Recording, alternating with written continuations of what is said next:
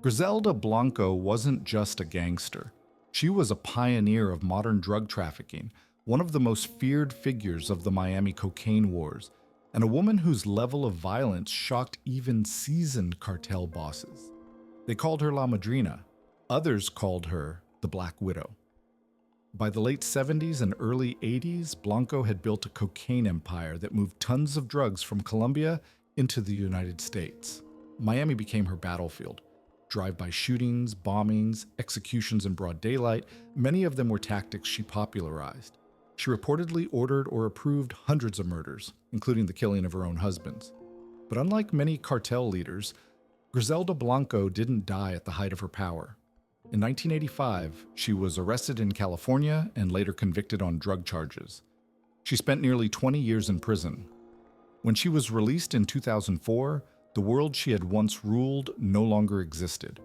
The Medellin cartel was gone. The cocaine wars were over, and Blanco was no longer untouchable. She was deported back to Colombia, settling quietly in Medellin. For years, she lived under the radar, no empire, no bodyguards, just an aging former queenpin walking the same streets she once controlled through terror. On September 3, 2012, Griselda Blanco went grocery shopping in a Medellin butcher shop. As she stepped outside, a man on a motorcycle approached her. He pulled out a gun and shot her twice in the head at point-blank range. The assassin sped away, disappearing into traffic. The method of the killing was chillingly symbolic. A motorcycle assassination, the exact tactic Blanco herself had introduced to Colombia decades earlier. She was 69 years old. No arrests were ever made. No official suspects named. But in the criminal world, the message was clear. Griselda Blanco died the same way she made others die. Suddenly, publicly, and without mercy. She became one more victim of the world she helped create. Pablo Escobar was once one of the richest and most powerful criminals in history. At his peak, he controlled up to 80% of the cocaine entering the United States, earning billions of dollars a year. In Colombia, he was both feared and worshipped.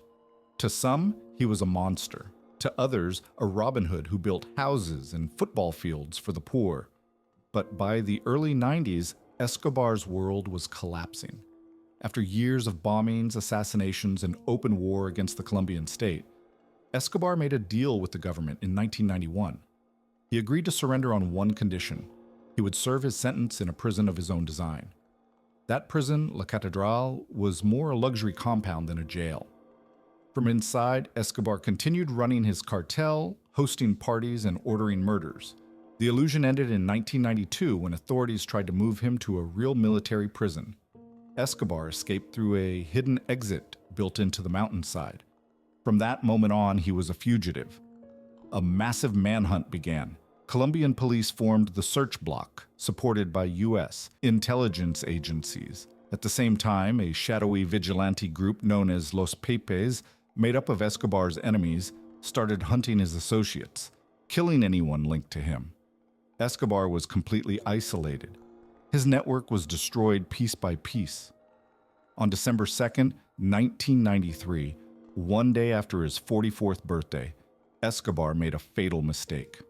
He called his son from a hideout in a middle-class neighborhood of Medellin. The call lasted too long. Authorities traced the signal. Police surrounded the building. When they moved in, Escobar and his bodyguard fled across the rooftops. A brief gunfight followed. Escobar was hit and collapsed onto a red-tiled roof. He was pronounced dead minutes later. The official version states he was killed by police gunfire. Others believe he may have taken his own life rather than be captured. The bullet wound near his ear fueled the debate, but the result was the same. Pablo Escobar was dead. His death marked the definitive end of the Medellin cartel and a turning point in Colombia's war on drugs.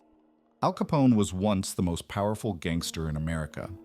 At the height of Prohibition, he controlled Chicago's bootlegging, gambling, and racketeering with brutal efficiency. But unlike many of his rivals, Capone didn't die in a hail of bullets.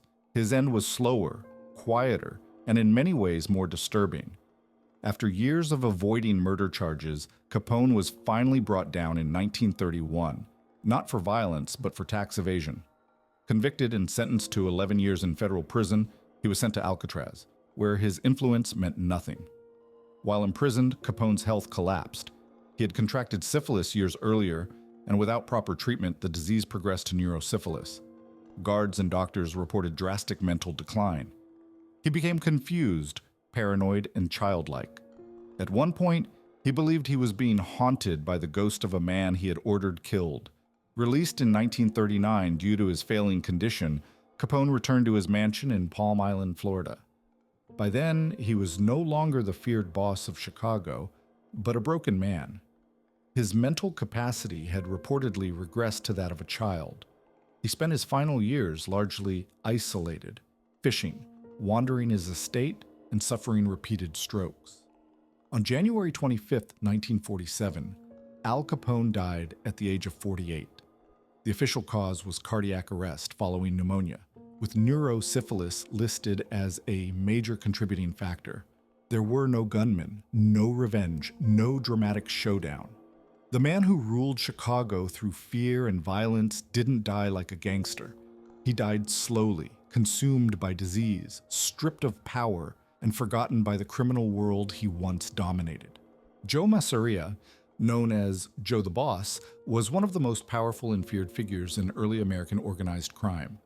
In the late 1920s, he effectively ruled the Italian mafia in the United States, controlling New York through violence, intimidation, and absolute authority. But his refusal to adapt would ultimately seal his fate. By 1930, the American underworld was tearing itself apart in what became known as the Castellano War, a brutal conflict between old-school mafia bosses and a younger generation who wanted a more modern, business-oriented crime syndicate. Masseria represented the old world, paranoid, greedy, and unwilling to share power. One of his most trusted lieutenants was a rising gangster named Lucky Luciano. Publicly loyal, Luciano had privately reached a conclusion. As long as Masseria was alive, the war would never end, and neither would the bloodshed.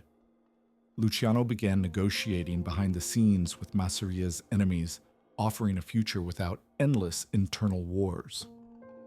On April 15, 1931, Masseria met Luciano for lunch at Nuova Via Tamaro, a restaurant in Coney Island, Brooklyn. It seemed routine. They ate, drank wine, and played cards. Masseria felt safe. Luciano was one of the few men he still trusted. That trust was a mistake. Midway through the meal, Luciano excused himself, saying he needed to use the restroom. He stepped outside and never came back. Moments later, 4 gunmen entered the restaurant. Within seconds, they opened fire. Masseria barely had time to react. He was shot multiple times in the chest, back, and head, collapsing face down on the table, playing cards scattered around him. One of the most iconic crime scene photos in mafia history was born that day. Joe Masseria dead with an ace of spades near his hand. The gunmen fled. Luciano returned shortly after with police playing the role of the shocked associate. No one was ever convicted, but the message was unmistakable. Joe Masseria had been executed by his own inner circle. His death ended the Castellano War overnight and paved the way for a new mafia structure, the modern American Cosa Nostra, organized into families and overseen by a commission instead of a single dictator. Lucky Luciano wasn't just a gangster. He was the architect of modern organized crime in America. And unlike many of his rivals, he didn't die in a hail of bullets. His end was quieter, but just as symbolic.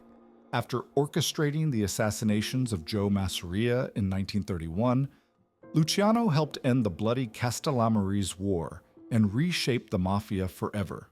He replaced the old dictatorship model with the commission, dividing power between families and running crime like a business, not a street war. For a time, it worked perfectly. But Luciano's downfall didn't come from rival mobsters. It came from the U.S. government.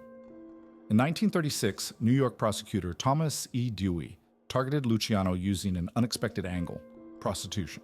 Luciano was accused of running a massive prostitution ring across New York. Despite weak direct evidence tying him to daily operations, the state made him the symbol of organized crime corruption. Luciano was convicted and sentenced to 30 to 50 years in prison, a devastating blow for the most powerful mob boss in America. During World War II, everything changed. The U.S. government secretly approached Luciano while he was incarcerated. The Navy was worried about sabotage in New York ports and potential Axis influence through Italian-American dock workers. Luciano still had influence. A deal was struck. In exchange for his cooperation and help securing the docks, Luciano's sentence was commuted. In 1946, he was released, but with one condition: permanent deportation. Lucky Luciano was sent back to Italy, the country he had left as a child. From there, he tried to remain involved in international drug trafficking, operating between Italy, Cuba, and the United States. But his power was never the same. U.S. authorities kept him under constant surveillance, and his attempts to regain control were repeatedly shut down. By the late 1950s, Luciano was living quietly in Naples, far from the empire he once ruled. On January 26, 1962, Lucky Luciano died of a heart attack at Naples International Airport while meeting with a film producer who wanted to make a movie about his life. He was 64 years old. No gunshots, no betrayal, no prison cell, just the quiet end of the man who changed organized crime forever. Paul Castellano didn't look like a gangster. No street swagger, no flashy violence. He was a businessman. After the assassination of Carlo Gambino in 1976, Castellano became the boss of the Gambino crime family, the most powerful mafia family in the United States. His vision was clear: less blood, more money, construction, unions, waste management, white-collar crime. Castellano wanted the mafia to look legitimate, but that vision created enemies. Castellano ruled from the top, rarely meeting street-level soldiers. He'd look down on them, especially on the younger, more aggressive captains who had grown up earning respect the old way. One of them was a rising figure from Queens who hated everything Castellano represented: John Gotti. Tensions exploded in 1985 when Castellano ordered the murder of Roy DeMeo, a feared Gambino captain.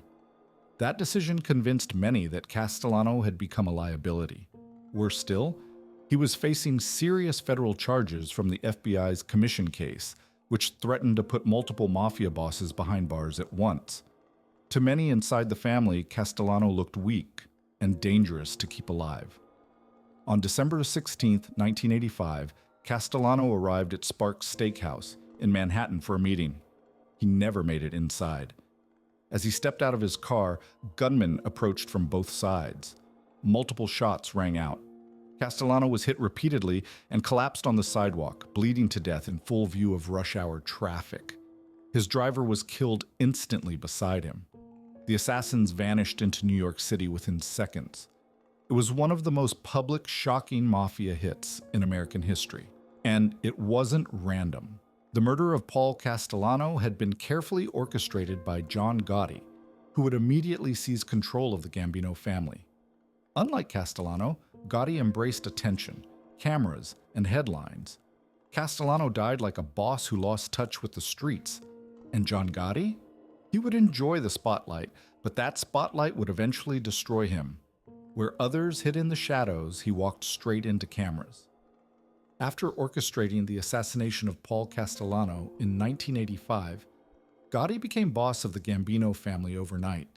Sharp suits, slick hair, confidence bordering on arrogance, the media quickly gave him a nickname he enjoyed far too much: the Teflon Don.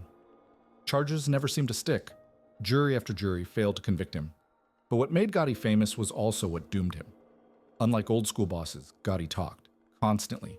He held meetings in social clubs, restaurants, apartments, places he believed were safe. He insulted allies, mocked underlings, and openly discussed murders. The FBI was listening. In 1988, investigators planted bugs inside the Ravenite Social Club in Little Italy, and later inside an apartment belonging to Gotti's associate. What they captured was devastating. Hours of recordings where Gotti openly confessed to crimes, criticized his own men, and even blamed his right-hand man for murders. That man was Sammy the Bull Gravano. Facing life in prison, Gravano made a historic decision. He flipped.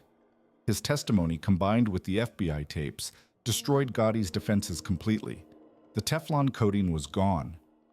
In 1992, John Gotti was convicted on 13 federal charges, including murder, racketeering, and conspiracy. He was sentenced to life in prison without the possibility of parole.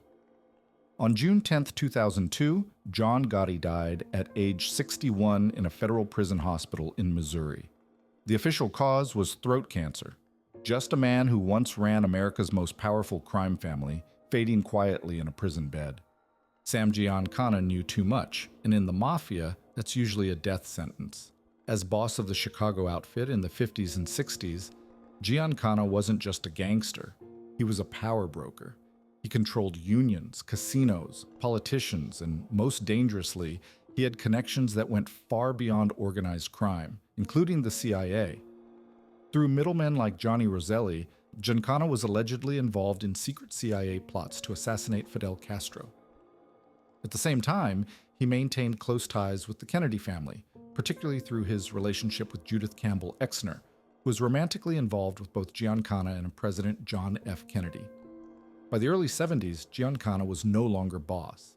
He had been pushed aside by younger, quieter leaders, but he was still talking, and that made him radioactive.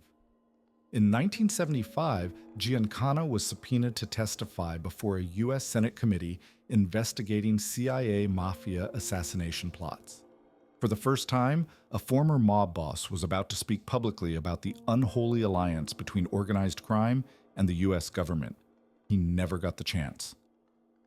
On June 19, 1975, Sam Giancana was inside the basement kitchen of his home in Oak Park, Illinois. He was cooking sausage and peppers. Sometime that evening, someone entered the house. Giancana was shot 7 times. 6 bullets hit him in the head and neck. The final shot was delivered execution style, point blank. There were no signs of forced entry, no struggle, no robbery, which meant one thing. He knew his killer. The murder was never solved, no arrests, no convictions. But the message was clear. Sam Giancana was silenced just days before he was scheduled to testify. Whether it was the Chicago outfit, the CIA, or people who feared what he might say, one thing is certain. Giancana didn't die because of what he did in the past. He died because of what he was about to say.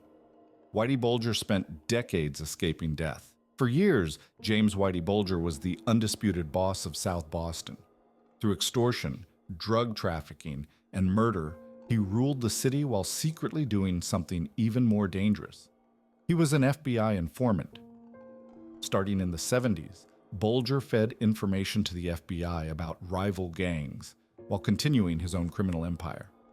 In return, federal agents looked the other way as his enemies disappeared. For decades, he was untouchable. That protection collapsed in the mid-90s. When his FBI handler was exposed, Bulger was tipped off and fled. He vanished in 1995 and became one of the most wanted fugitives in America. For 16 years, he lived on the run, moving quietly across the country under false identities. In 2011, he was finally caught in Santa Monica, living in a rent-controlled apartment with his longtime companion.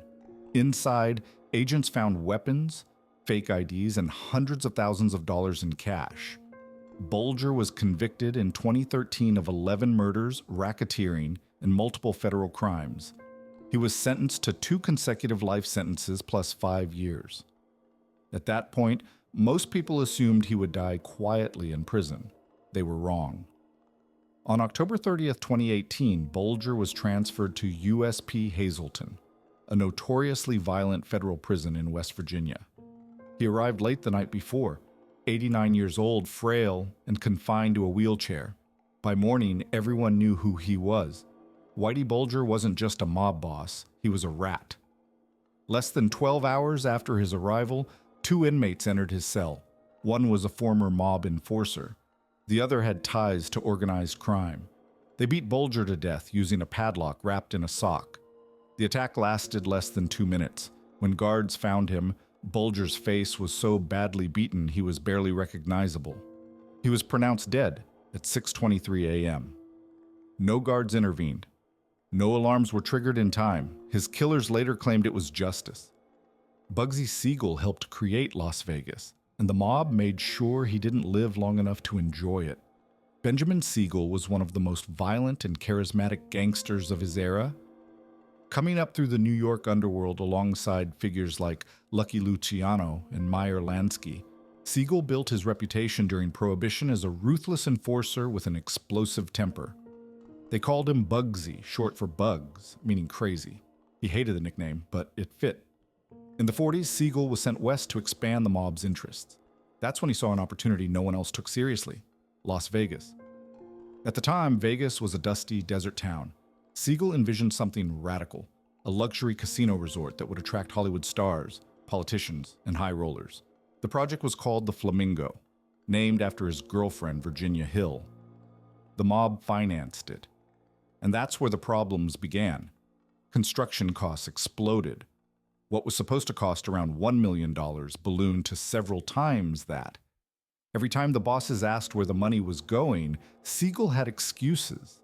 Delays, redesigns, missing funds. Whether he was skimming money or simply losing control didn't matter. To the mob, Siegel had become a liability. By mid-1947, the decision was made quietly and unanimously.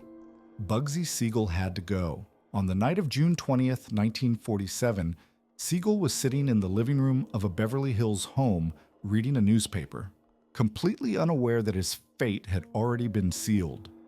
At 10:45 p.m., gunfire erupted from outside. 9 bullets tore through the window. 4 hit Siegel. 2 struck his head. 1 bullet passed through his eye and killed him instantly. The shooter was never caught, but the message was unmistakable. That same night, while Siegel's body was still warm, mob representatives moved in and took control of the Flamingo in Las Vegas. No debate, no transition period. The project lived on. Bugsy didn't. Siegel's death marked the moment Las Vegas officially became a mob-run empire, built on blood, money, and betrayal. Here are 10 of the most powerful gangsters in history, all at the top of their game before a brutal and inevitable fall.